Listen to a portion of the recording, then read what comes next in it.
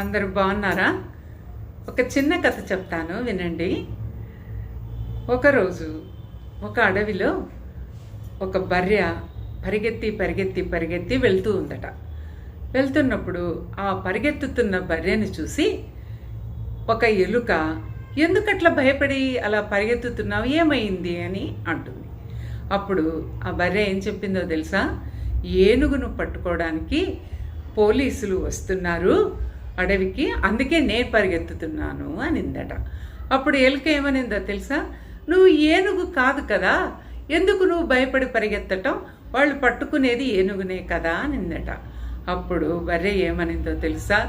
ఏమో నాకేం తెలుసు, ఆ పోలీసులు నన్ను పట్టుకొని వెళ్తే ఆ తర్వాత నేను ఏనుగు కాదు బర్రెను అని నిరూపించుకోవడానికి దాదాపు 20 ఏళ్ల పైనే పడుతుంది అని పరిగెత్తసాగిందంట. ఇది విన్న ఎలుక, అమ్మో అది నిజమే, ఏనుగుకు బదులు నన్ను పట్టుకెళ్తే నన్ను కూడా జైల్లో వేస్తారు, నేను ఎలుకను ఏనుగు కాదు అని నిరూపించుకోవడానికి నాకు 30 ఏళ్ళు కూడా పట్టొచ్చు అని అది కూడా పరిగెత్తింది. కథ నచ్చిందా?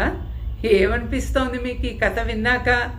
నిజమే, మనం ఏదైనా తప్పు చేసినా చేయకపోయినా ఏ పరిస్థితుల్లో అయినా కూడా ఒకవేళ అనుకోకుండా ఇలా మనకు జరిగితే మనం తప్పు చేయలేదు అని నిరూపించుకోవడానికి ఒక జీవితకాలం పడుతుంది.